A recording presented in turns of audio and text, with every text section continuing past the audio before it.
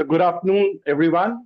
A very warm welcome to all of you joining this agriculture roundtable on agriculture inputs, and especially to this panel on seeds, which I see as most strategic input in the entire agri value chain. If we step back and look at numbers, the importance of seeds become immediately clear. Globally, the commercial seed market is valued at roughly US 85 to 90 billion and is projected to cross USD 100 billion by 2030. Now, this gives us a CAGR of more than 8%. As the world looks to squeeze more food out of less land, with smarter genetics, seed becomes a critical sector. India is not a fringe player in this story. We are among the top 5 seed markets in the world, only preceded by United States, Brazil, France, to name a few. The recent estimates put the Indian seed industry at close to 7.8 billion US dollars, with projections of a high single to low double-digit growth over next decade. This is faster than any other agri-input segment and faster than any other large agrarian economy. In other words, these are not just an agronomic input, they are a serious technology-driven industry for India. The structure of this industry is also important, with hybrids currently driving much of the value growth. If we zoom into the segments, the vegetable seed is growing at the fastest rate.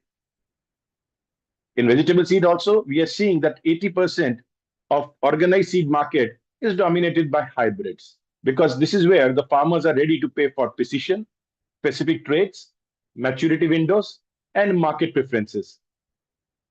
Now, if we look at the total story of seed industry, India is also not just a domestic consumer, but a large exporter of seeds, with this fruit and vegetable seed export touching close to USD 121 million.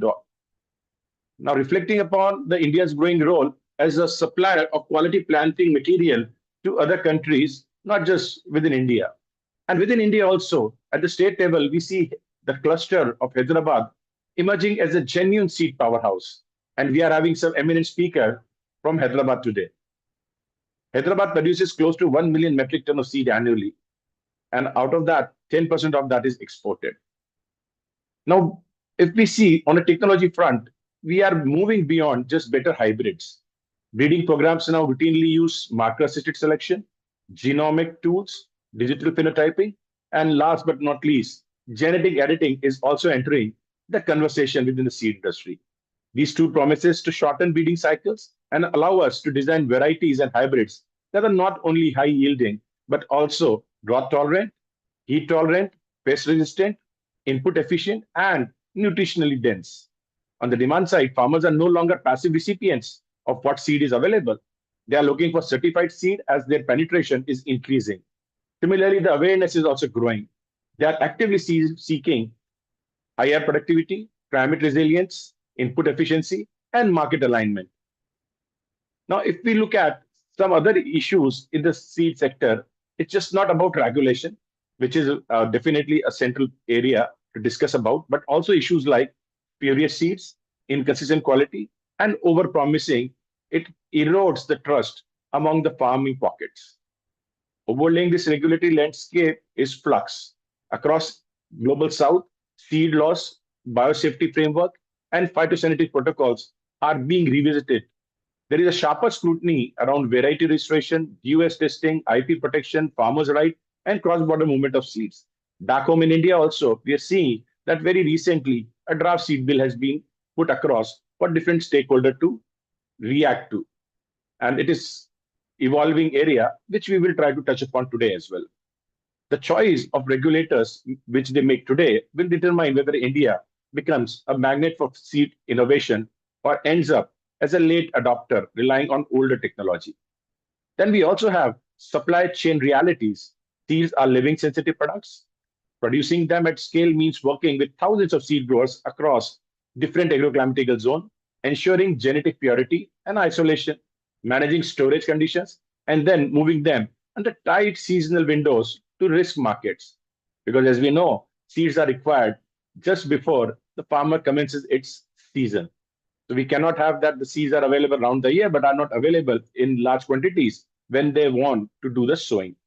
Then the climate shocks, logistic disruption, and warehousing constraint directly translate into variability in seed quality, availability. At the same time, also the efficient and economic aspect of seed value chain. A single failure in any of these areas can undo years of breeding work and destroy the confidence which farmers might be having on a specific variety or a specific brand. And finally, there is the inclusion question. Seed systems are not just about companies and labs. They include smallholder seed growers, women groups, and cooperatives, which are integral part of the seed ecosystem, many of whom play a critical role in the production, multiplication, and distribution of seed.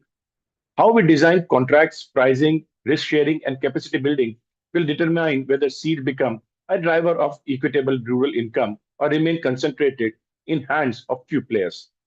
So when we talk about seed today, we are really talking about a strategic ecosystem, one that links regulation, innovation, supply chain, markets, and farmer agency, and one that directly underpins India's ambition to be both food secure and globally competitive. To explore this system holistically, we have some outstanding voice. We would be joined by Dr. Venkatram Vasantavada, who is MD and CEO of SeedWorks, who will be delivering a keynote in the later part of this session. Dr. Manisha Negi, she is from East West Seed and brings a regional regulatory affair perspective from all across Asia. Then we are having Mr. Kishan Dumpeta, he's CEO of Tierra Agrotech and sits at the heart of innovation and leadership in Indian seed space. Then we are having, I would like to say, a legend of industry, Mr. Raja Vadalamani. He also worked for SeedWorks and has anchored supply chain and operation lens in our session. Last but not least, we have Sushmita Roy. She represents Universal Agri and Swarna Seed and brings farmer and marketing lens in our discussion. I would like to welcome all my speakers to this session. Neeraj, can we start video of everyone?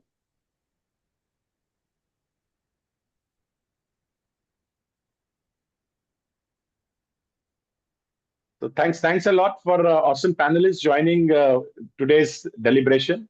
And as we know that actually, we are lucky today that we are having a very balanced, gender-neutral panel. Very rarely you find that in agriculture, but I am pretty happy that we are having also touching on the inclusivity and equality. So I start with the lady in the room, Sushmita ji. Let's start talking with the farmer first. So how, according to you, are farmer preferences for seed is evolving in India, particularly with rising awareness of productivity, climate resilience, disease resistance, and input efficiency? Over to you, ma'am. Good afternoon, everyone. It is an honor to be able to be present here and talk to you about what we feel, what we see from the from our point as a seed company providing seeds quality inputs to farmers. And so we are working all across the country. And what we are seeing in the last couple of years is that there is a considerable change every year in the pattern of seeds that are being sold and the customer as in the farmer preference. If we look at the last, if we just look at the last 4 to 5 years, each year has its own story.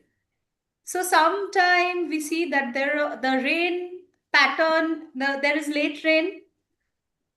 In some years, we see that there is an early rain, but then the rain stops and it again starts raining in the later part, maybe around August, where the seeds, or July end, where the seed beds are flooded.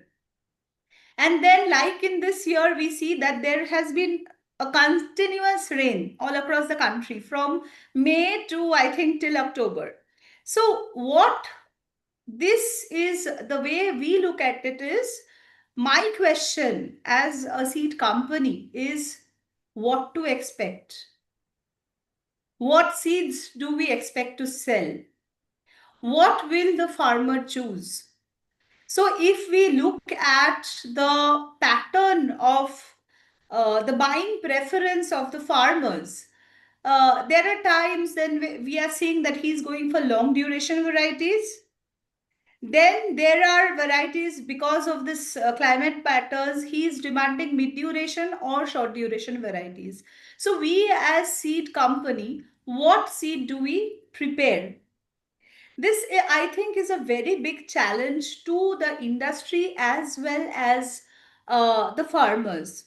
So I think we have to really put in our resources to understand and uh, work for climate resilient seeds, which maybe will address the issues of all these climatic disturbances and also pest resistance, pest and disease. Because of the continuous rains, there was huge infestation of pest and disease this year. In areas where there was no BPH seen priorly, we see huge infestation of BPH, huge destruction of crops because of BPH. Even in the diseases, there has been huge cases of blasts. So there are not only blasts, there are new technology, a new type of pests and diseases that we are seeing coming up every year, which were not there the last year. So all these things are putting question marks both in the minds of the farmer as well as of companies like us. So I think we as the seed entrepreneurs, the seed providers, really have to put in our thoughts how to mitigate this thing, and maybe we have to work unitedly in putting in our resources and thoughts and developing climate resilient seeds as well as pesticides, since we also have pesticides as one of our inputs. So things that can really help farmers and also you know prepare us, the seed companies, to provide climate resilient seeds to the farmers, and which leads to lesser of stock building, inventory building for us. Because if we are preparing long duration seeds and short duration seeds are getting sold, so there is huge inventory build up for us. So these are things, I think, which are bringing a lot of uncertainty in the mind of both the seed companies, the channel partners, as well as the farmers. So, Shwetaji, very pertinent point. And as we say, like, where start is half done. So, seed is a starting point, and I think it is very critical. And I strongly believe that 80% of the problem gets resolved if you are having good seed. With that, I would like to go to Kishanji. So, like, Sushmita very rightly pointed out, we are seeing the change in the climate, we are seeing the change in the demand from the farmers. We are seeing a lot of, I would say, sideways movement of parameters which impact seed business. We would like to understand from you what emerging technologies do you see which could be the game changer in getting us the climate resilient or disease resistant seeds, which can walk the talk. Over to you, sir. Yeah. Thanks, Deepak, inviting me. I think Sushmita has kick-started the right question. So what we are facing in this year. This year, again, emphasized that, uh, onset of monsoon bit early, again, late, dry spell, and again, continuous rains. Complete all kind of experts, all kind of experience has washed out, and a lot of vulnerabilities. It's agony to seed companies, to farmers, to channel partners, and then it's thrown a big challenge. All aspects, commercial aspects, technology aspects, government aspects, commodity price aspects, everything. And in this juncture, regarding the emerging breeding technologies, we can see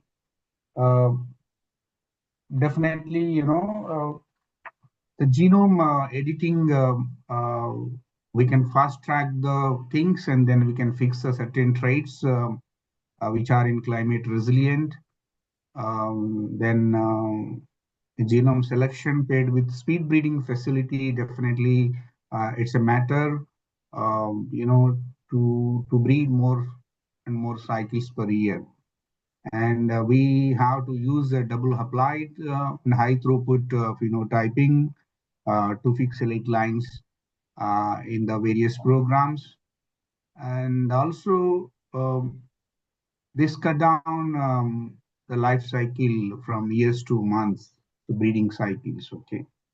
And we can see a number of companies are working around that, the speed breeding facility or genome editing things. Definitely, that's what genome editing CRISPR.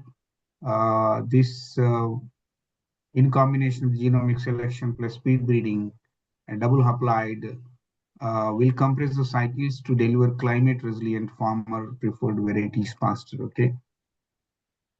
We can, in CRISPR, we can target precise edits for traits which are pertinent to disease tolerance, resistance to heat tolerance, and quality related aspects that we need to work a lot around this, and then to become overcome these UCA conditions. Okay.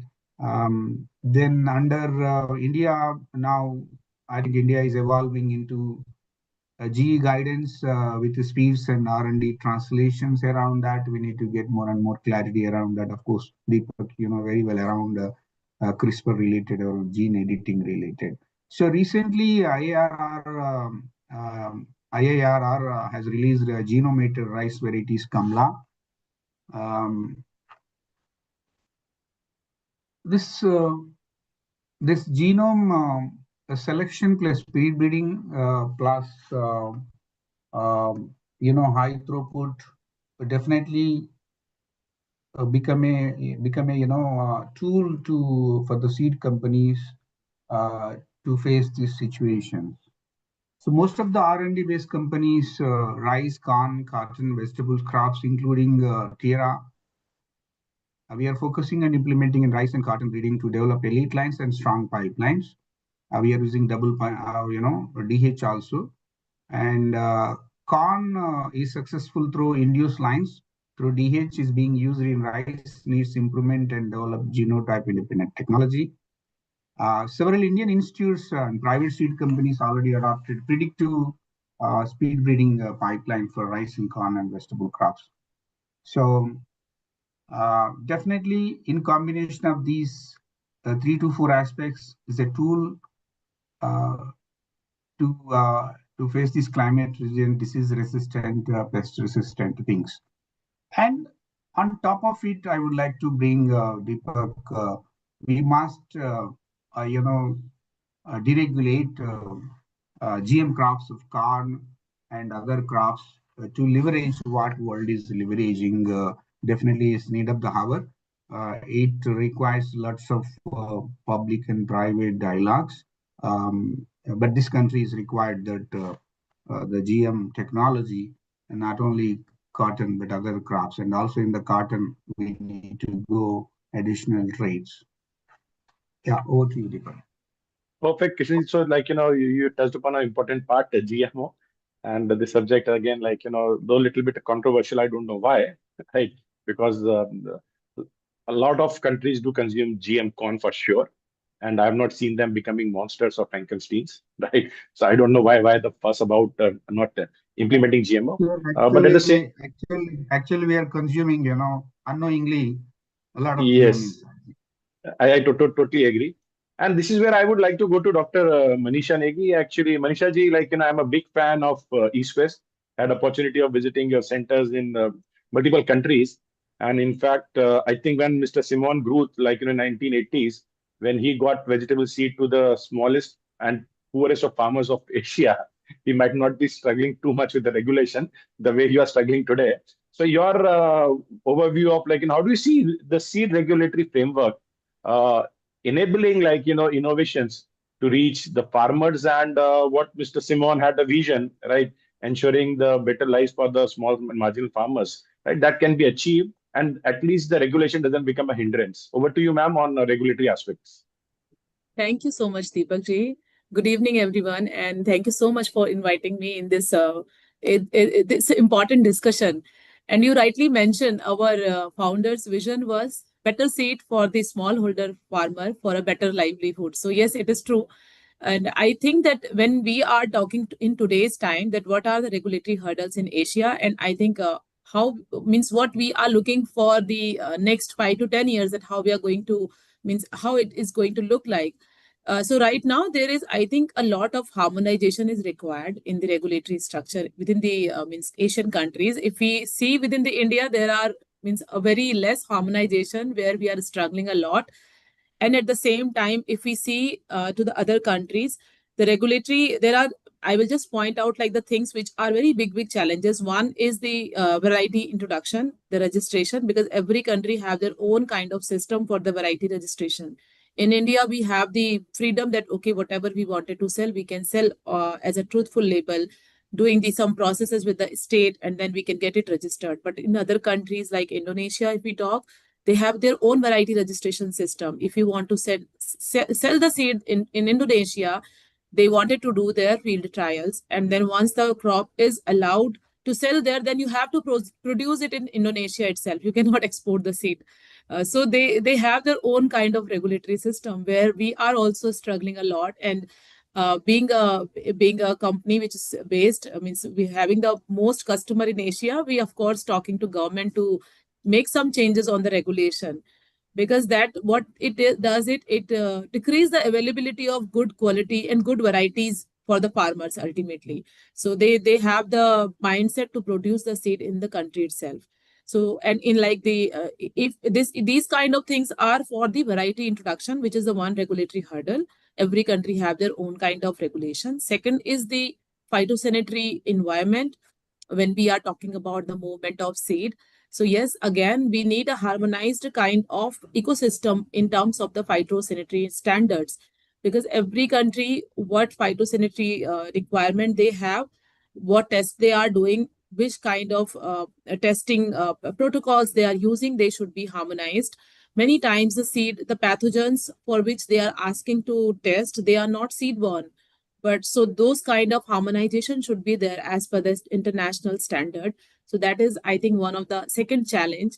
There is one more thing which is very important in terms of international movement of seed, which is we should be the predictability of the phytosanitary testing, that what exactly that country wanted, whether they wanted to test the seed in the lab when we are sending it, whether they wanted a field inspection for the seed which is going to be sent to that country. So those should be, the company should be aware of it. And right now we do not have any database on this particular information, whether the seed movement is allowed to so-and-so country from so-and-so origin, and whether it is allowed, what are the phytosanitary requirements which needs to be taken care while producing the seed.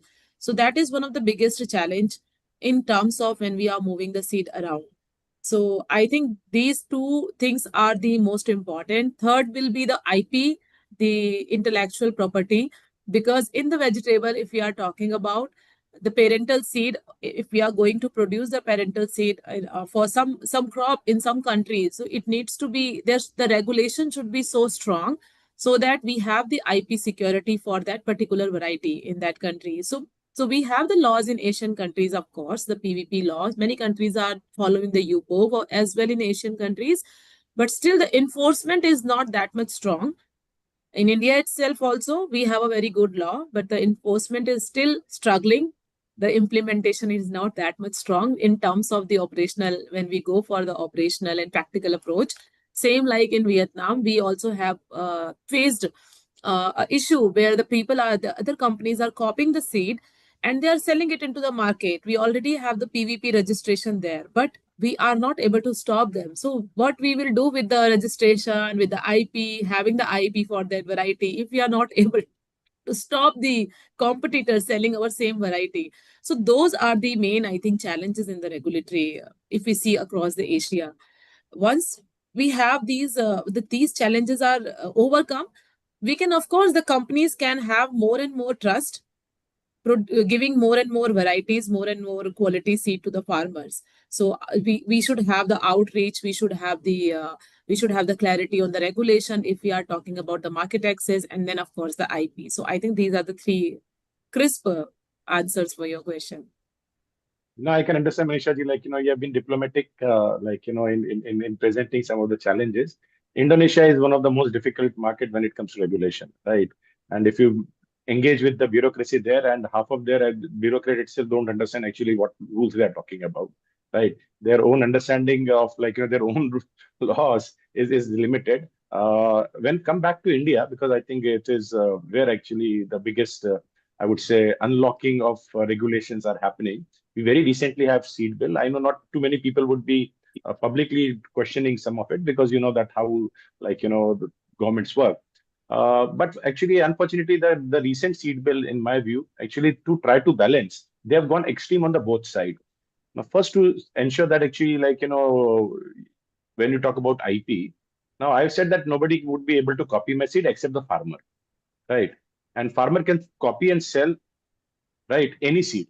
There is no restriction on that. So only thing is that you cannot brand it. Right. So as a farmer, I can go and I can destroy a seed varieties complete business model, right? By ensuring that actually I can distribute my seed to half of the country. Nobody stops me. There is no regulation on that actually in the quantity and the quality and quantity and the value aspect of it, right? You just need to be a farmer. So when they saw that actually we have taken away a lot of IP protection to the company, they went to the other way round, and they said, okay, fine. Central government can issue you all the type of certification, and even you don't need to have a trial. You can do trial outside India and that bring the trial details, and we'll certify you by the central agency. So to balance, they gone to extreme right, right. I would always believe that every agroclimatical zone has its own challenges and difficulties, and when you start speaking about efficacy of a seed, right? Maybe one level of trial would not be too much for a large seed companies to do that, right? And after that, I would say allow the seed, but actually whatever the claims need to be made, that need to be made based on the local agroclimatic condition, rather than what has happened in, say, US or in Thailand or whether in Vietnam. Is it having same level of efficacy and or the traits which are being claimed somewhere else in other countries? So unfortunately, our seed bill is mixed up, to balancing act. They have gone extreme on the both, and eventually operation successful, patient dead. So now I would like to go to Rajaji. So now we have understood the demand, we have understood a little bit of technology and the regulatory aspect. Sir, any seed company, right, is built on a very strong supply chain.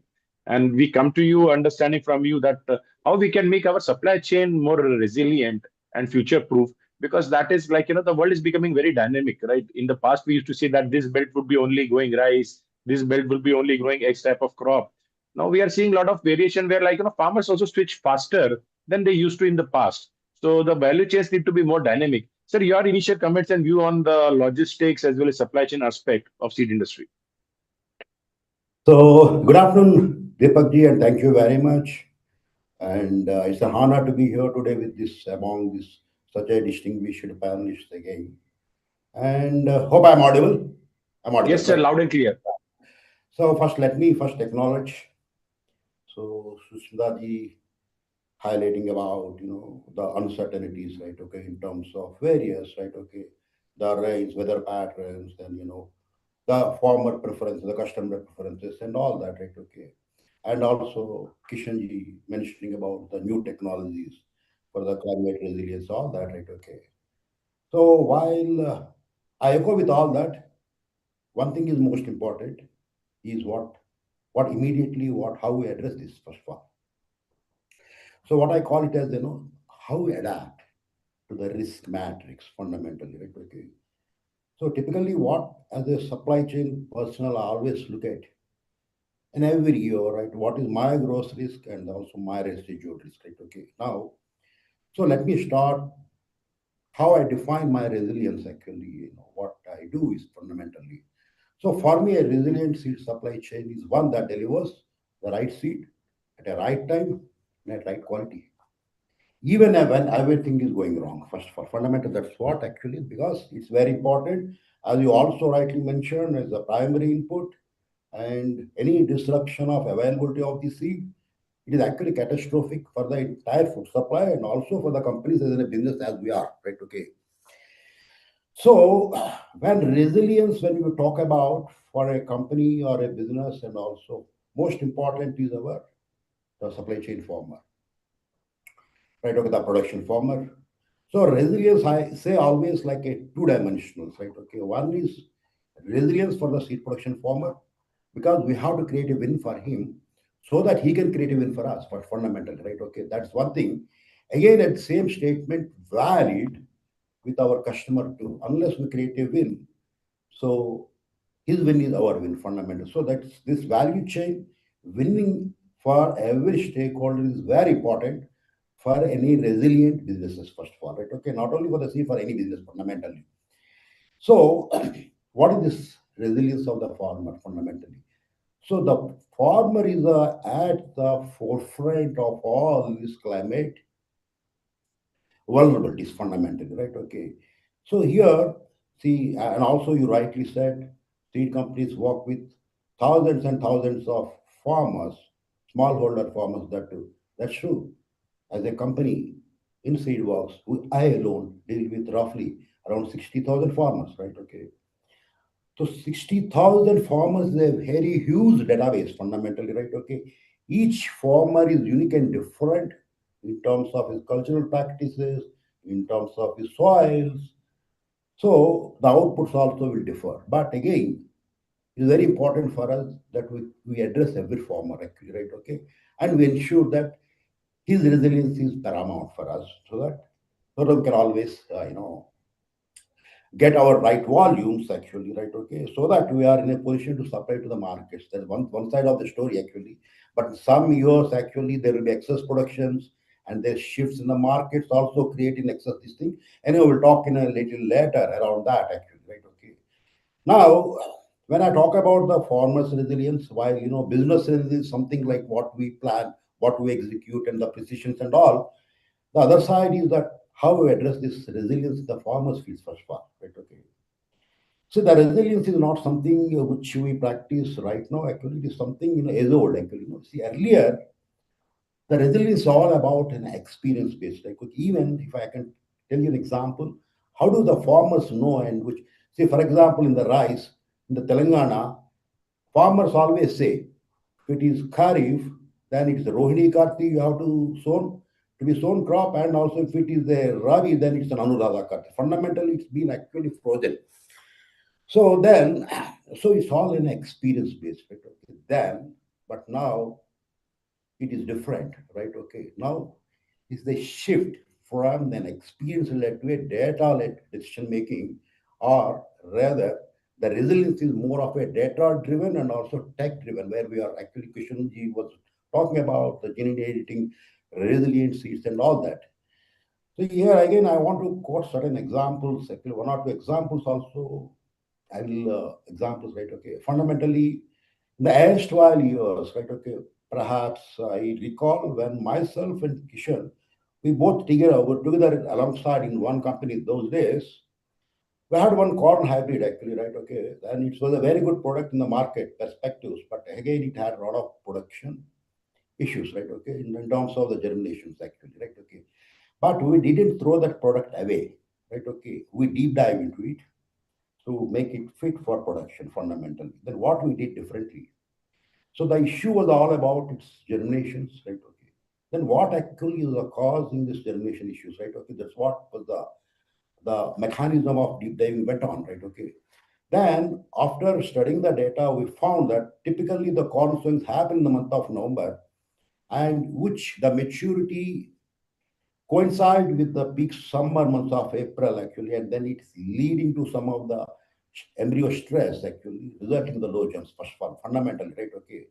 Then what is the best option now? Let us adapt means just shift a little bit of the sowing time. So we shifted from November to October actually. There is almost most of our problem actually was solved actually. Then after that, we also did many of the post-harvest experiments, and adjusting in RPM in terms of the shellers also created some of the wins for us. So that hybrid went on for many years fundamentally.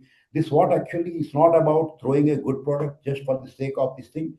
And you have to understand every product, it has its own strengths, and then how a product can perform better in which geography, in which looking, under what practices, very important to establish a resiliency first of all.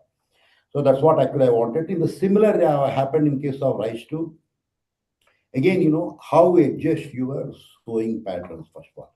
And one thing more important I want to express upon is the uncertainty is the certain in the seed industry, first of all, which everyone has to agree upon, right? Okay.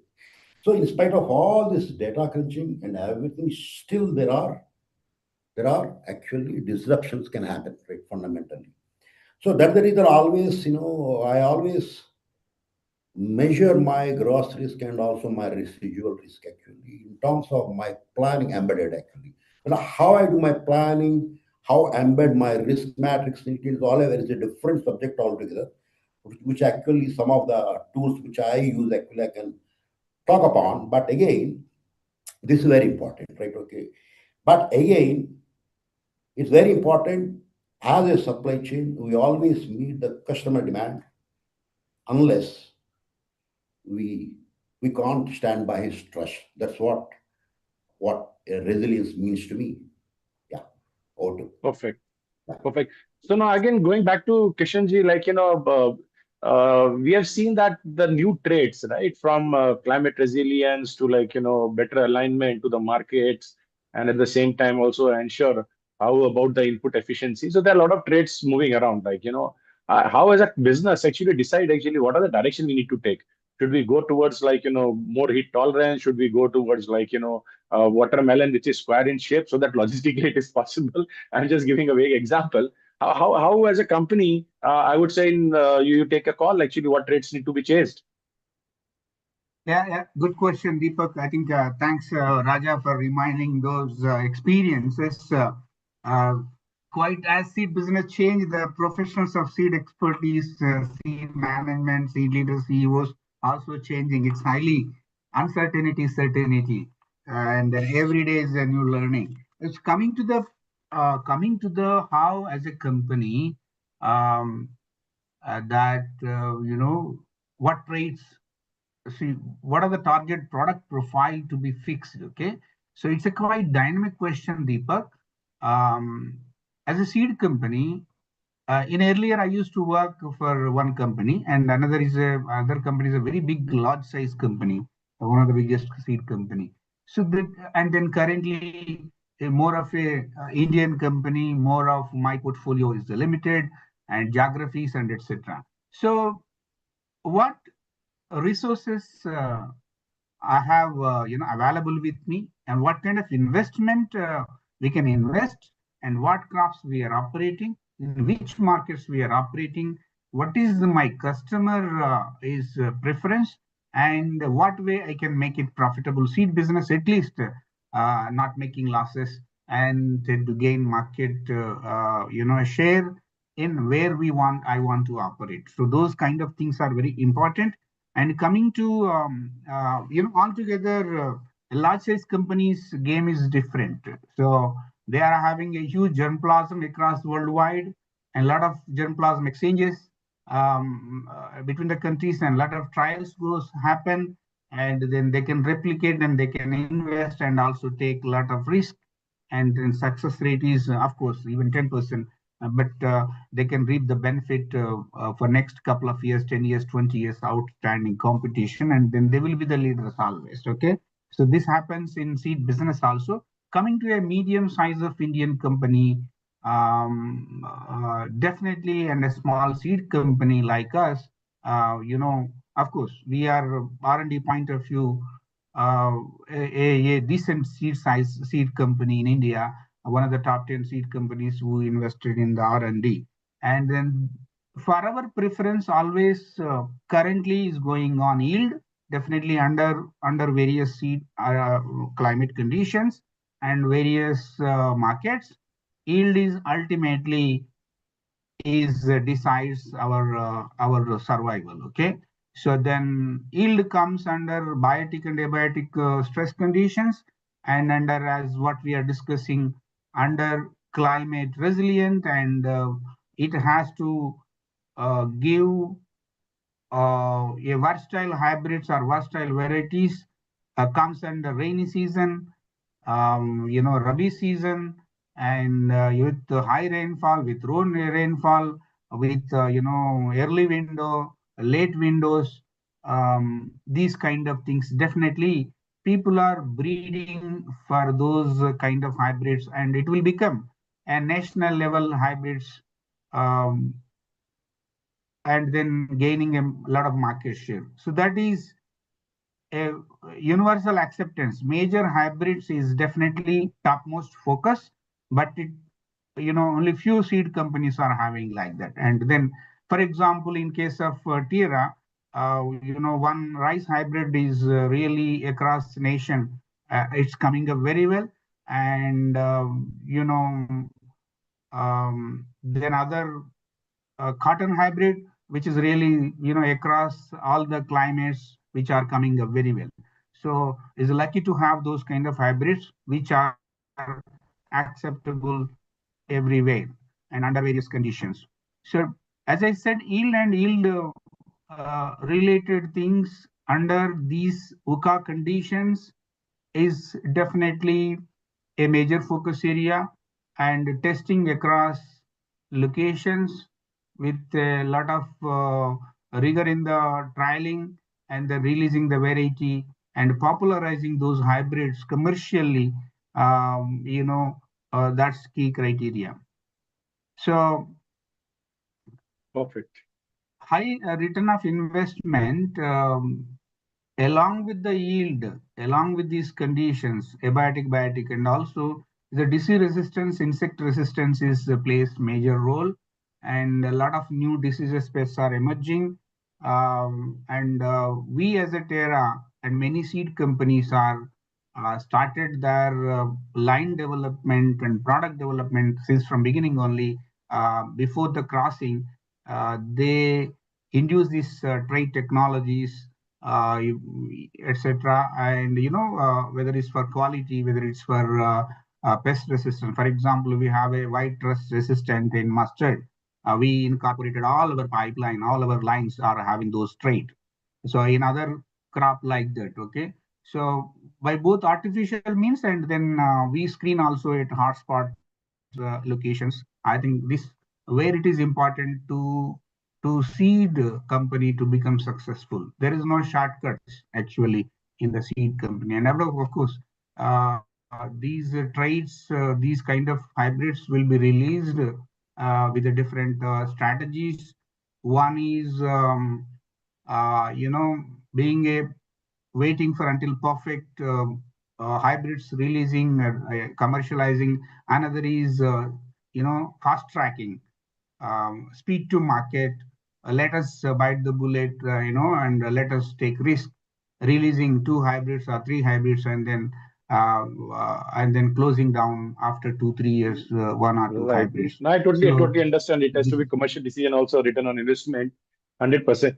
Dr. Manisha, I will come back to you, circle back to you. So, I've had an opportunity of engaging extensively with companies in US as well as in Europe. For example, a company called Inari.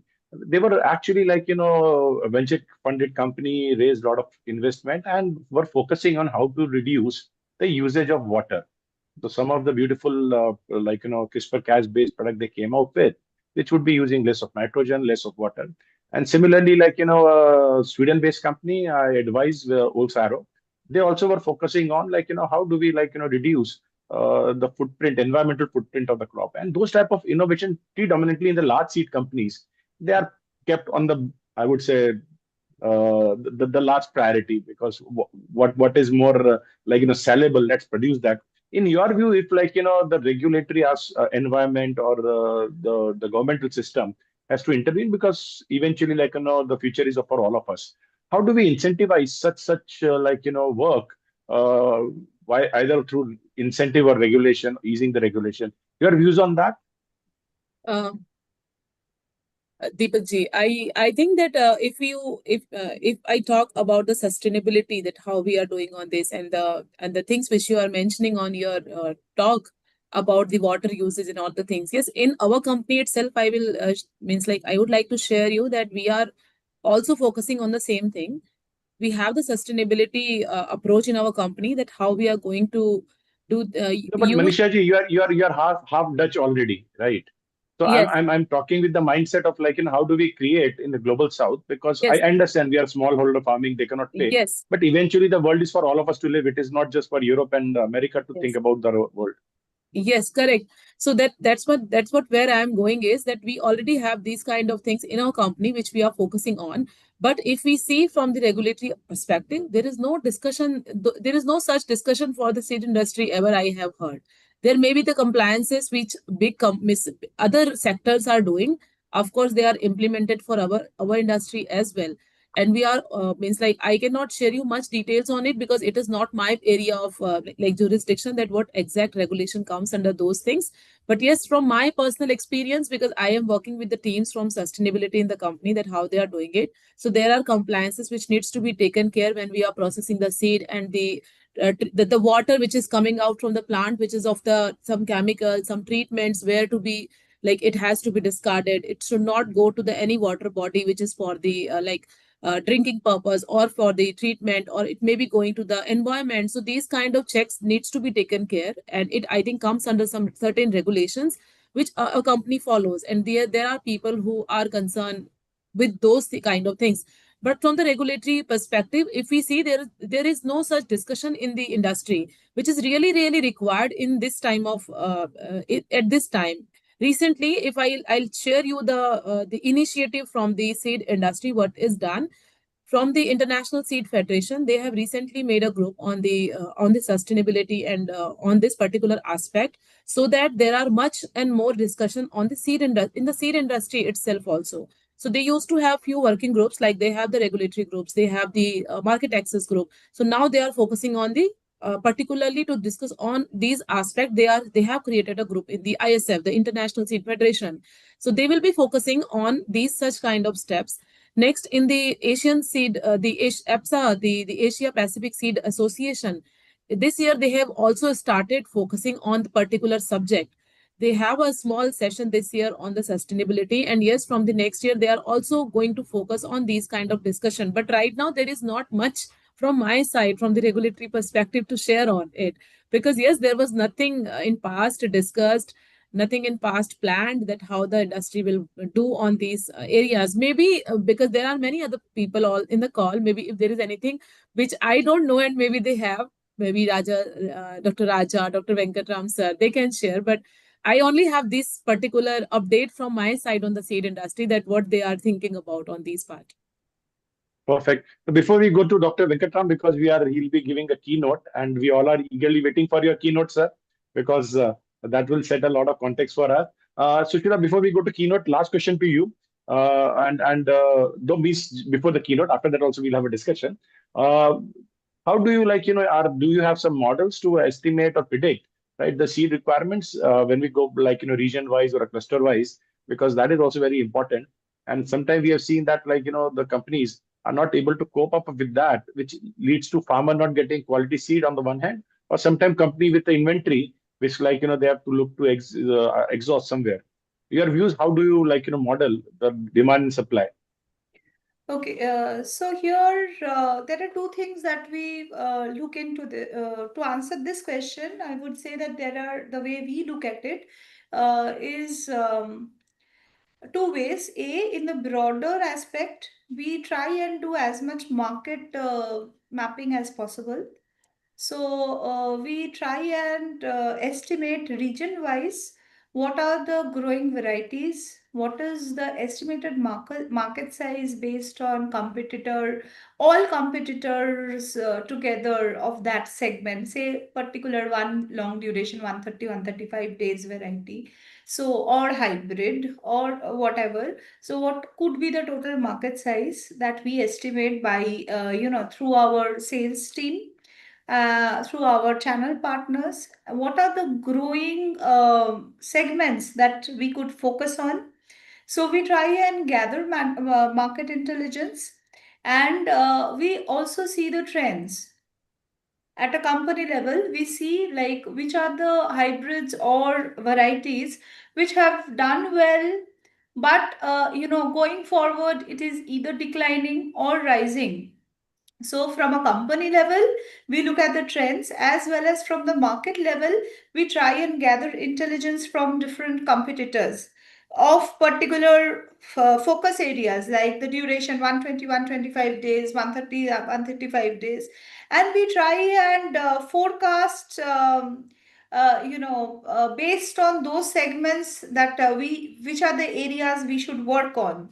And that is how we are seeing that year on year, certain varieties or hybrids, the patterns have been growing, and we focus on that. So we have our different models, our internal models, where we estimate that, we take intelligence from the market. Say, in the next 5 years, where do you expect? We take that data from our team. Where do we expect from our USAI Seeds and Biotech? So we have around 200 people across the country. So we take estimates from that, say in Chhattisgarh, which are the growing hybrids or varieties, in Orissa, and what is the in the next in a particular variety, what is the estimated sale in the next 5 years. So we collate that from different areas, from different markets, and then at a company level, we totally collate the data and see which are the rising hybrids or areas, durations, and we try to work on those and develop more hybrids or varieties in those duration in that category. So that is how market intelligence and intelligence from our team. So these are the two ways where we try and estimate mostly, and channel partners also. Perfect.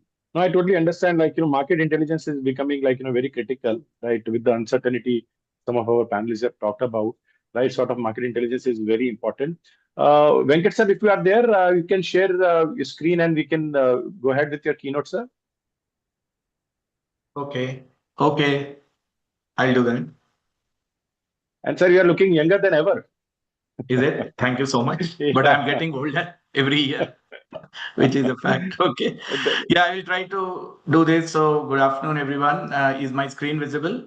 Yes, sir. It is. It is. So, I think, what I'm going to talk in the next 10 to 15 minutes is something which most of my colleagues who are there in this panel, and definitely you, because you are well traveled across, you would know it. But let me just make an attempt to put. So I think the topic given was the overview of South Asian seed sector and technological interventions, innovations and all. So I think this is something which most of us know, and in our daily routine, we also have been discussing many of these things. To just put things in perspective, I think this is something which I have kept. This is basically the stakeholders ecosystem in agriculture, which all of us, we know. We have public and private, we have policymakers. I'm just coined policymakers, obviously, the political class which makes decisions. There is a civil society and there are farmers.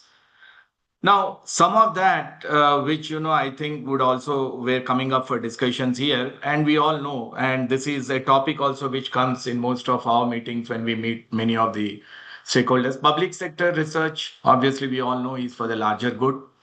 I'm just picking up key points. Private sector, deep investments in research, but in selected crops. And this is something which South Asia, I'm talking more about India because most of them are Indians only here. And this is something which always, the policymakers say you only participate in few crops. And then there are many more crops which are left out, where the private sector is not making investments. And that is a fact. But obviously there are reasons for doing, that. So I think the private sector's involvement, even in research in crops beyond which we are participating, because market size is so tiny, 40,000 crores, 50,000 crores, estimates plus minus here and there, growing at around 7 to 8% does not appeal more until unless we expand the crops. But this is a problem which we'll have to solve, because you talked about the opportunity, you talked about the size. So the size is not what we talk about. The size is much bigger than that. But I think the lens which both the public sector and the private sector have to use in tapping this opportunity has to be different. Obviously, there are constraints on both the sides, but I think then and at that point of time is where the opportunity will fully explode to the potential. We are also talking about agri startups, which are a new hope. Obviously, nobody has come at a scale but there are different experiments which are actually coming up. So key highlights on that. On policymakers, we all know that there has been a policy paralysis around new technologies, and that is something which definitely the private industry and even in public sector research, in a very hush-hush tones, they also talk about this, that the new technologies are not getting the kind of importance what they should, or the encouragement which is there. Obviously, the state investments in irrigation projects, India still continues to be a largely rain-fed agriculture. Well, subsidizing inputs and outputs, we have always had a different opinion around that, but this gives quicker gains, but also drives a lot of drivers for laggards.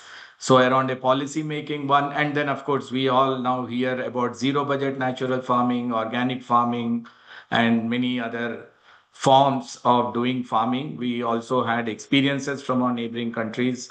Personally, I'm not against any of the farming. All sorts of farming should exist, but the fact remains is at scale to feed a 1.4 billion people, and South Asia, obviously, if you put that, is still larger. I think there has to be a balance, and the narratives in the public as well as the intent in terms of driving it has to be different. Otherwise, I think we will get into some serious mess. Civil society is increasingly demand traceability, which is good. They have greater choices than what they had. When I look at my growing up age, obviously, the choices were far limited. They have become much more environmentally conscious. I was also hearing you talking about ESG and the related aspects of it. I think that change will continue to happen. But I think civil society also should be a little more responsible in terms of advocacy. Lack of knowledge, lack of understanding, or probably picking up few headlines from the media and talking about that. Well, let me tell you, Deepak, I think this has been my experiences and must be the similar experiences with all my colleagues. When I meet anybody outside of the ag industry, very learned people, their first reaction will be, okay, you are working in a seed business. Okay, is it organic? Is it, what is GMO? We have, we heard that this thing happens with a GMO if you eat. So multiple things which are largely not related to fact-based, but more in terms of sensitization and suspicion is what it is there with the civil society too. On the other hand, farmers, who are the most important stakeholders, obviously the farming has moved from subsistence to surplus. Most of us have experienced it in back of nowhere places, small states like Jharkhand, Chhattisgarh, and all. We have seen farmers, the kind of outputs they were getting, at least in the row crops like rice and corn, and from where it has moved to. Is farming still an aspirational or remunerative? Probably there is still a question mark. So I think that is a problem which needs to be solved. We don't know when and where. There were ambitious targets which were taken up, but still it continues to be in the listing. Market access, restricted selling options in 92, movement of agriculture never happened, though we thought that it would with the farm laws and reforms. So still it continues to be very restrictive, but farmers continue to be pro-technology. I think this is, obviously all credit to the farmer for embracing new technologies, either in crop protection or in seeds, everywhere, as long as he sees a value for whatever the proposition with the industry is offering, I think they have embraced it. But I think unfortunately farmers have limited say in policy making. Most of it is actually done by people who are not farming, and their voice is seldom used. And this has been one of the biggest limitations, the way things have been happening here in this. But all these four stakeholders are actually going through the changes which are impacting everyone. Climate change is a reality. It is impacting everyone. We are all talking about digitization. Generally, I am speaking, well, digitization in agriculture is still evolving. But yes, there are experiments, there are small, what one has to say, successes which everyone is seeing. People are talking about precision smart farming, a very loaded word, but in their own way, I think these experiments are also being done. Some are actually being at scale in certain cases. And I think from a production driven, the agriculture has shifted to a demand driven agriculture, or at least it is evolving. So I think these are the four themes which is impacting all the four key stakeholders who are in there in the ecosystem. And while addressing some of the issues which I was talking about in those four stakeholders, collectively, all of us should get into solving the problems, because some of these realities which we are experiencing in the middle box are things which we can't avoid. I've heard Manisha, speaking about, the climate change and why, some of the limitations. So let me tell you, Deepak, I don't know whether you were there in the conference. There was a Hindu business line which did a conference in Delhi, of which I was also a part of it. Secretary Agriculture at that point of time made it very clear that the farmers in this country will not be mandated, but we will encourage them. We will try to educate them to do farming in a much more sustainable fashion. I think that is going to be the way agriculture at least will be driven in India. They will not mandate. Industry is mandated, pollution controls, blah, blah, blah, this, that, and all. But at least in the near future, I am not seeing that the farmers will be mandated. They will be coaxed, they will be cajoled, they will be incentivized. So the way sustainability factor will get integrated into agriculture is largely through education, through probably some incentivization or not, but mandating them, I'm not seeing that happening in the near future. And this was something which he has told about in a public forum. So that's why you don't see, the farmers are only being encouraged, oh, don't grow this crop because this consumes a lot of water. Please shift to this, the crop diversification incentive. That is how it will be. The seed industry, which is a part of that, will also mimic it. But yes, companies would start proactively taking it, because if I look at SeedWorks, it will be a crisis for me. And when I address the climate change, it will actually hugely benefit us as a company. Imagine if I am putting water bodies in research, I'm actually trying to save one cycle of research in adverse climatic conditions. So the investments, what we do in our research facilities, or the investments, what we do in our supply chain, is primarily to ensure that we continue to maintain the supply of the seed, we continue to maintain advancing our breeding population, and all of that. So I think companies will start doing it because they will see a huge advantage. We have been experiencing those benefits out of it, and probably it will start trickling down the line. And now with carbon credits and all, it is a long way to go, but I think there will be some discovery which will happen around that area, and it will happen. So I think obviously some of the bottlenecks, persistent state dependencies are there. Agriculture evolved under heavy state control, creating deep dependency continues to be there. Regulated mandis, MSPs, subsidies. MSP is a psychological safety net, making farmers resistant to reforms. We have all seen that. I don't have to repeat it. Smallholder dominance, I don't have to talk about this. So low economies of scale, high income volatility and all. Weak physical and market infrastructures, again, this has been spoken about, large dependency on monsoon-driven, limited cold storage, weak extension systems. Crop bias, I think this is something which we are not seeing it sufficiently happening, though efforts are being made on rice and wheat, less crop diversification. Pulses and oilseeds still under-supported, though we are seeing some successes here and there. Somebody is talking about an oil palm value chain growing up, but then we see historically there were some oilseed crops which were at least not at that level there used to be. Lack of coordination, policy uncertainty. I think this is, Deepak, one of the biggest things, at least for the private sector seed industry. Policies, products, practices, and partnerships still remain poorly aligned. Frequent policy shifts, export ban. So this is, I think, one farmer was even talking about it, one of the progressive farmer. He says you do export bans, the government doesn't. This was again in a public forum in Delhi. He spoke about it. You stop export of onions sometimes and then you open it up. So I said, where is the incentive for us to produce? Because we are always uncertain about what is the price discovery and how will we get our remunerative one. And similar is the case with private investment. Agriculture R&D investment remains below global norms. This is, I think, a fact. Though the private sector talks about investments, but if you look at an aggregate level, to the agriculture GDP versus the investment, what we do, we are still far, far below. I think we are at a 0.5% or something. Minimum is around 1% is what people talk about to be sustainable. I'm talking about the overall research. High climate vulnerability, we all spoke about it. I don't have to repeat. Now, this is aversion to technology. I think you pick up the newspapers, all you will read about is public perception of technology's perception is largely shaped by emotional narratives and not scientific facts. This is something which we all have been struggling as practicing, managers in this industry. policy pushbacks, approval delays, suspicion at large. Science can't be viewed with suspicion. It has to be more fact-based. When there is a suspicion which is planted in your mind, you will always kind of see it from that angle, and this is one of the biggest one. So that is why we have a minimal innovation and nations lose competitiveness. Farmers end up in carrying cost of society's scientific ignorance. And I am in cotton, and we are experiencing it multiple, what one has to say, representations backed up by a lot of data has been given. And, this is what it is. Who is finally, bearing the brunt of it? The farmers, the country at large.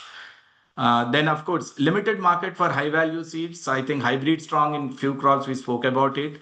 But pulses, oil seeds, and rice is still dominated by OPVs. And again, let me tell you, though we do largely a business which is an hybrid related business, I'm not against a varietal business.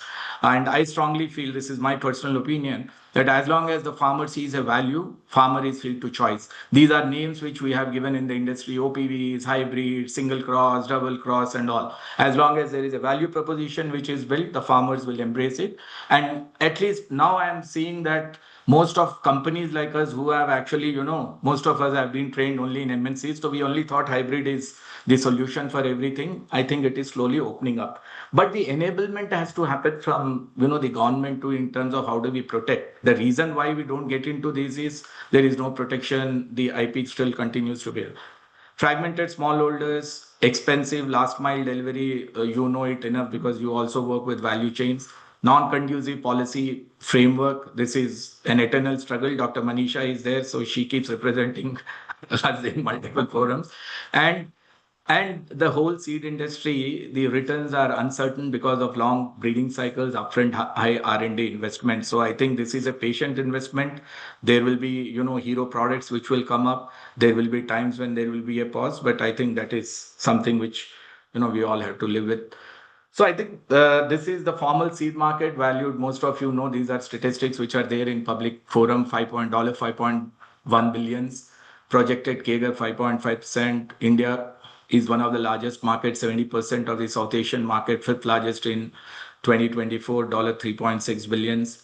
Next two biggest markets in South Asia are Pakistan and Bangladesh. Bangladesh, we have enough visibility. Most of us who are there. Pakistan limited because of travel and all, but we all know the kind of crops they grow, the technologies they adopt. And Bangladesh actually has been slightly much more forward-looking, at least in terms of approval of certain technologies. And they have actually reaped benefits of it. They're going through a different regime now, but hopefully I think agriculture will not get impacted. Crop mix still continues to be, these are the key crops. The other crops are, marginal or largely left to the farmers and the public sector systems.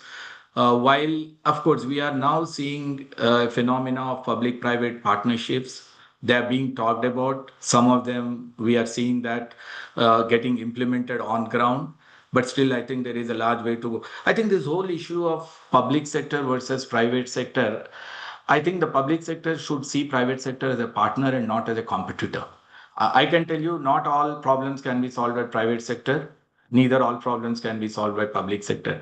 As long as I think that is there, and we are seeing some bit of an openness in that area, I think there are many, many solutions which actually can come up. Very initial years, some of them we are seeing it, but a long way to go around this.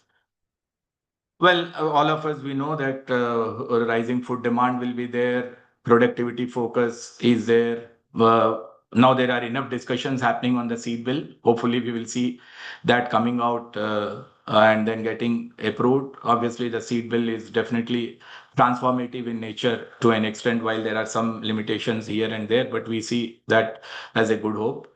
And obviously, we spoke about biotech, genomics, advanced breeding tools, increasing investment in climate resilient and stress tolerant seeds, digital agriculture. These are all experiments at this point of time, not at scale. But I think most of that will reach an inflex point, probably a decade or maybe earlier than that. And we would definitely then see huge benefits coming out of these emerging technologies and all. So the other one is this whole farmer buying behavior. I should honestly, accept it. I've been 25 years in this industry. The farmer buying behavior is one of the biggest, critical factors. So why does a farmer make a decision around an hybrid? What prompts him? What motivates him? A particular variety and all. Still, this is a much complex problem than what it thinks. I have heard Sushmita spoke about demand forecasting and the related areas. Fundamentally, if we actually study this, there are a lot of studies which have happened in the consumer goods in terms of studying the farmer, because we all leave a digital footprint, and you can correlate multiple things and then come out with it. With farmer, we have a database which is sitting in isolation in different places within the company itself. But studying the behavior is one of the most critical, because the whole demand forecasting, one of the fundamental things is why does he grow? Whether he grows 3 or 4 hybrids of a certain crop. Anecdotally, we know many things. But from a data perspective, from a data which has been there for a long period of time in building up trends, still I think this is something which is a huge issue, which we have to solve as an industry, both public as well as private. But yes, otherwise, they embrace technologies. They like high yielding varieties. We are seeing a seed replacement ratios and all of that which is there. So these are the quick things, and I'll just pause here. Maybe more questions from you. These are two things which are now showing up: the weed control in rice. You spoke about rice, water conservation, and all. I think this is a very good example: the herbicide tolerant rice and the DSR. Most of the companies who are in the rice are actually taking a bet on it. We have technologies now which are, gene edited technologies. There is a technology which is currently on with Full Page, which is by a joint venture between Myco and Savannah. There is a technology which BASF has got, which is Clearfield and Frovisia Technologies. There is a technology with the IARI has released it. So I think we will see a lot of action in DSR, and my experiences of meeting the farmers who have grown, especially in pockets, they are seeing a huge benefit of it. In fact, DSR, if properly enabled, educated, and implemented, will be scoring every tick box. It will tick the environmental box, it will tick the labor box, then it will also not have any impact on the yield. So huge benefits around this whole thing. Then rice growing will be much, much more respectable than what people say, oh, it is a water guzzling crop and all. And of course, the cotton high density planting system in cotton, not a technological intervention, it is more of an agronomy intervention. Obviously, you'll have to back it up with genetics, which are shorter, and then which is mechanical, because cotton, we all know that labor is one of the biggest problems in cotton. Labor picking cost a lot. So I think these are some small practical interventions which are happening as we are speaking. Of course, I can go on and on advanced technologies, but I will pause here. Thank you so much, Deepak, for the opportunity. I hope it made some sense. No, totally agree, sir. Totally agree. In fact, it was great presentation. Actually, we were able to understand quite a lot of things, right, based on what you just shared with us. Sir, I would request if you can stop sharing the screen. We can have some discussion with you. Yeah, no problems. Yeah. I will do that.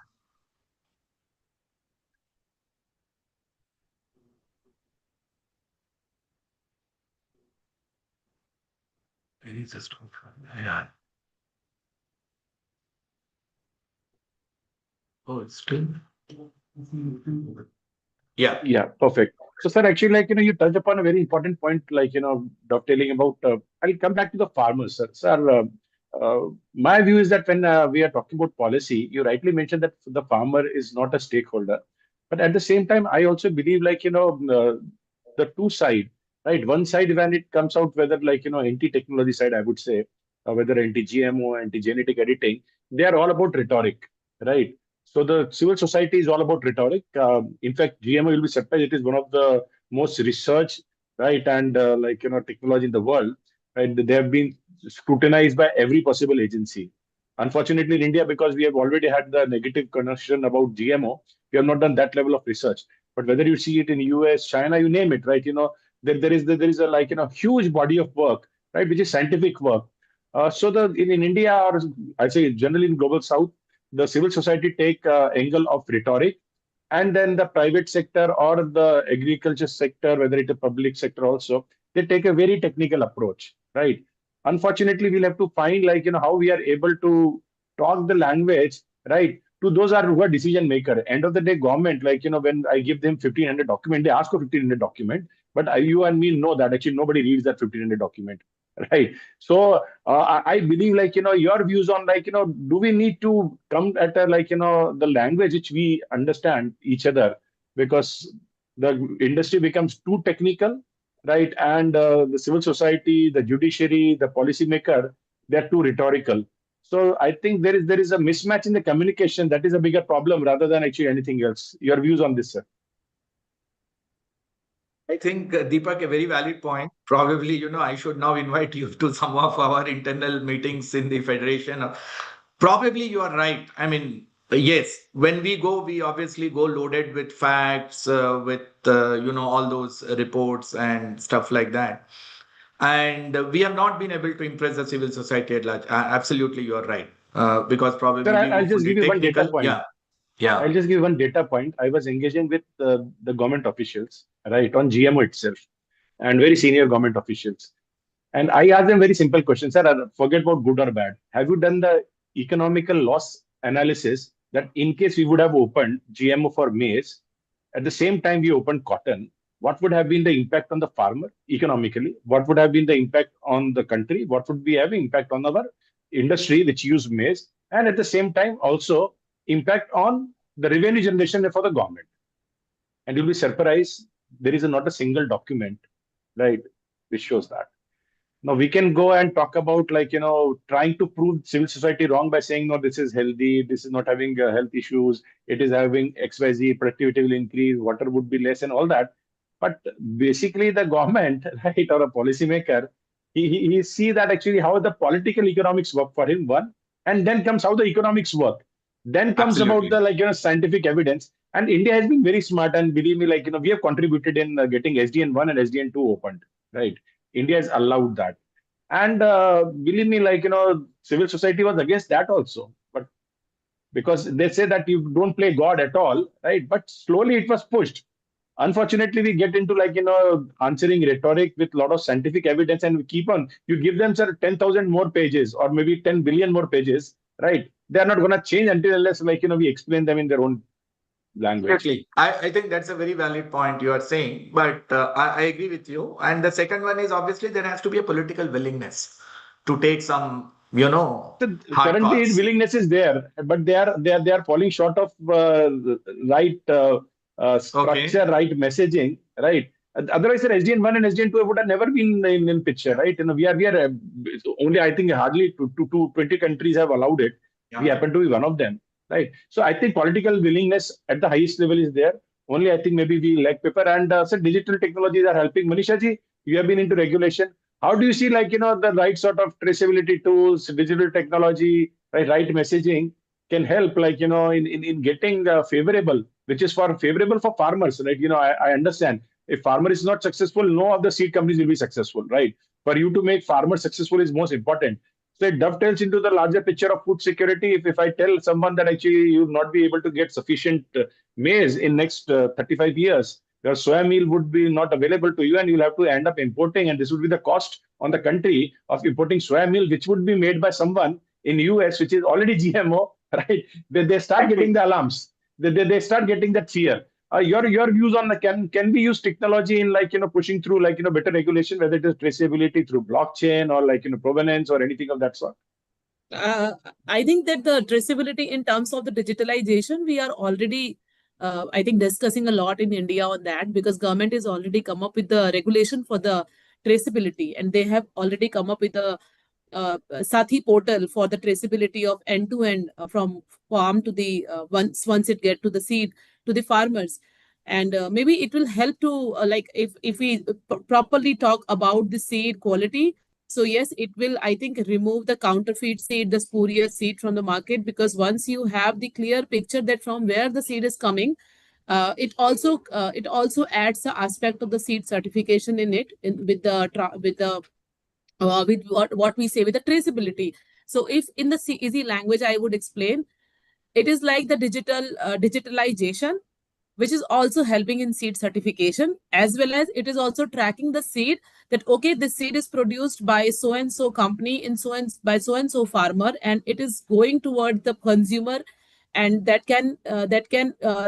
no other like a fly-by operator can enter into this supply chain without registering themselves into the seed business. So I think that is a very good step by the government of India, and it is a very good use of digitalization using the traceability portal to for the seed value chain.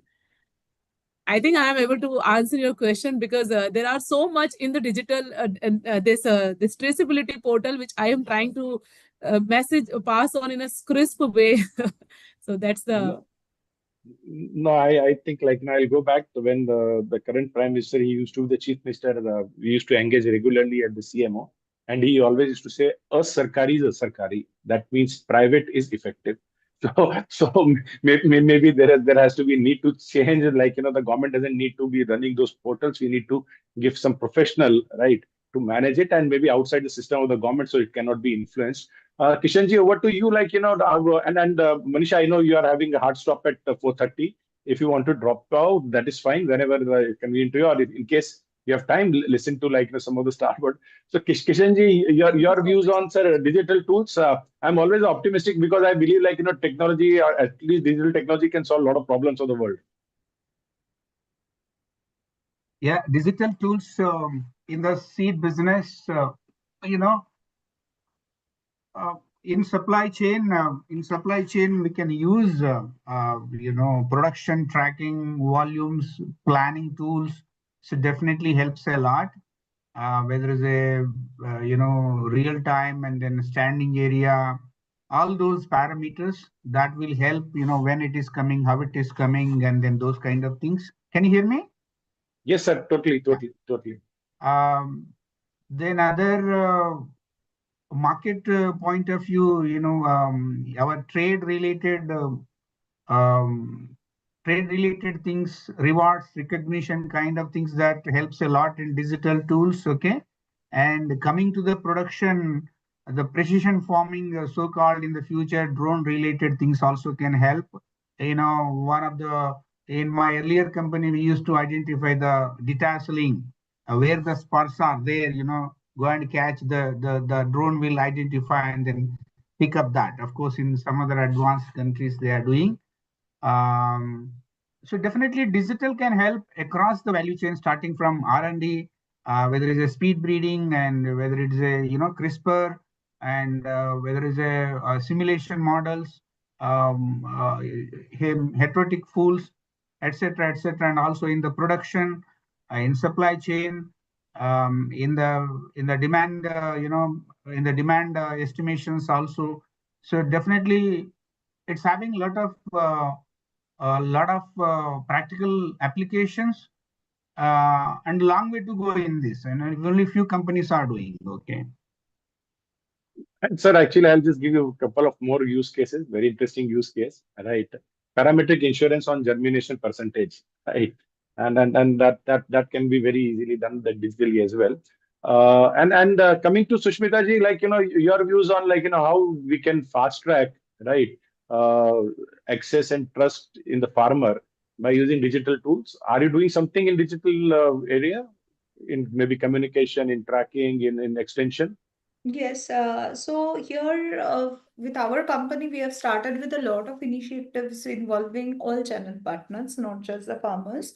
So, first of all, what we were talking about right now, like the production, digitization in production, we have already started that. So, we are trying to monitor a lot of the production, right, from the distribution of the foundation seeds to location, monitoring the field at different stages, the flowering, 50% flowering to 70% flowering, and then 100% flowering, maturity. So we are monitoring at different all the stages. We are doing the yield estimation. We have started with a new thing called rain monitoring. So, which is like during the harvesting time, we are seeing, because of these uncertain rains. During the harvesting time, if there is a long spell of rain, 3 days, 4 days, continuous rain, then we are facing germination. We are seeing in many areas there is germination issue. So we have started with an initiative called rain monitoring. And so there we are seeing what is the intensity of the rain during different stages, flowering stage, harvesting stage. So in production, of course, processing we are doing, and in the front end, in the sales part, we have started with some loyalty programs for our channel partners using digital platforms where they can sell different products and scan the barcode and get gifts for so and so quantity of seeds sold. That is for our channel partners. And we've also introduced certain things like coupons for farmers.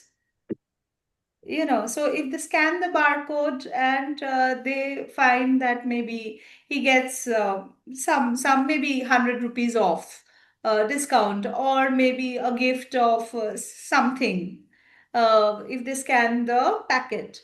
So these are initiatives we have taken for the farmers.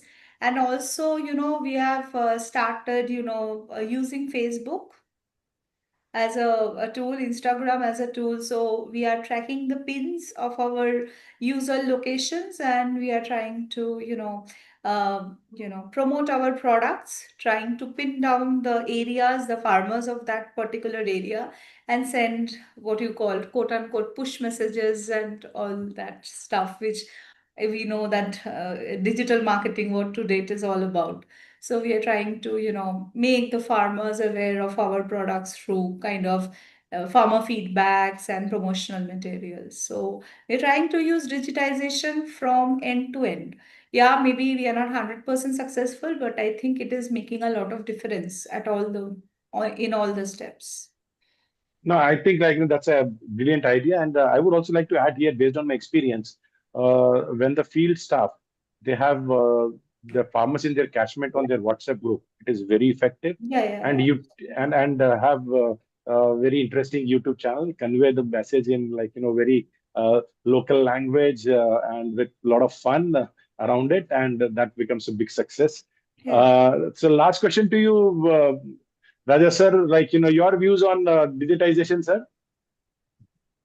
So in fact, in fact, I admire this subject fundamental, right? Okay, and there is I'll put in some certain context actually. Now, if I go back, Dr. Venkat was talking about precision farming is a highly loaded word, first of all, right? Okay. Now, I make a very different statement. Actually, precision is not really precision, actually. In fact, while we talk about all precision, there's nothing precision, and especially in India, that's what I think. See, precision farming, I have a definition for my precision farming, right? Okay, in fact, and many of the startups or whatever the companies they come, actually, the main tools are developed for the grain farming. They are not done for a seed production, right? Fundamentally. Seed production is totally different from a normal grain production fundamental, right? Okay. And many cases, what is happening is that the techies, they actually who have come up with this thing, they actually lack this domain expertise fundamentally to make it a right fit for my seed production or this thing fundamentally. That's one thing which I want to talk about. So, what is my decision of my precision farming fundamentally? I see it as holistic fundamentally, a farm which has IoTs in place. There is a geospatial intelligence. There is a there is an input from the mobile applications, and in fact, and also when every data is actually coming upon, then you have a tools, right? Okay, there's a machine learning algorithms. Then you have an AI to give a very, very, very specific acrobatic prescription to the farmer. Then I call it as a precision farming fundamental, right? Okay. Now, what is the challenge of why precision farming in India?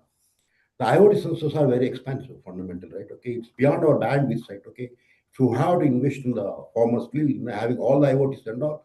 So simply, what is most widely used in our case is like, whereas in our case, actually, we went for a mobile application way back in 2014, right? Okay.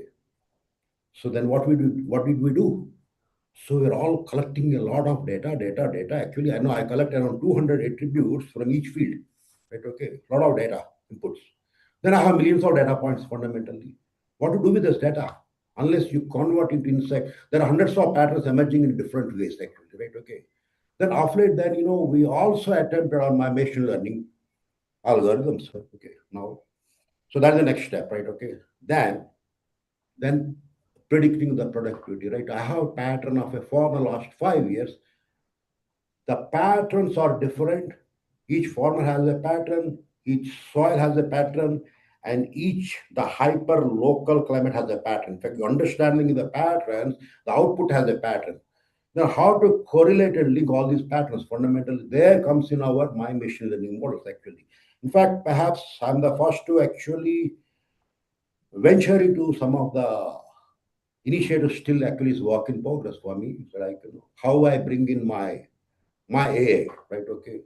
So to give a very specific and advisory to the farmer for his testing. Although I'm not using an IoT in the field, but the rest of these things, while I collect geospatially the NDVI, and also there are the attributes coming from me about the field teams, right? Okay. Then how I correlate my NDVI with all other parameters, right? Okay. So that I advance predict my productivity of each field. That's what I have actually 40,000, 50,000 farmers. So it's very important is a huge database of millions of data points.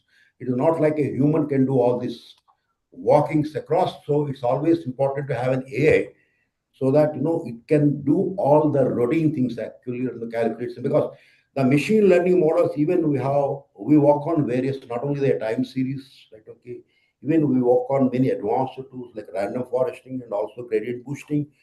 So these are the various things actually. Then we have certain precision we achieved with our data science tools that in at least 10% within that, we can estimate our productivity for each farmer and all. That is one side of it. And then also the other side is how we improve upon the productivity, right? Fundamentally. Then AI, I don't see that it replaces the expertise of the field, but actually it augments actually that scale. Fundamentally, the beauty of is that is what we see in actually, but we are making it aspirationally. I want to see all my precision farming. Then only I can say my precision farm, my A is working, then and also then it's really giving a right advice to the right farmers and all. This is what is my A actually, right? Okay, that's what the next step. That's what I'm venturing upon. Yeah, thank you. No, that would be a great initiative, and we would be looking forward to get it implemented. And with that, we come to end of this roundtable on seeds. I would like to thank all my participants from core of my heart for this engaging discussion. And this was the second in the series of 4. So yesterday we had on agrochemicals, today seed. Tomorrow we'll be talking about biologicals, and day after on technology. With that, thank you to my audience as well. Take care. Bye. Thank you, Deepak. Thank you so much. Thank you, Deepak. Thank you so everyone. much. Thanks a lot. Thank you.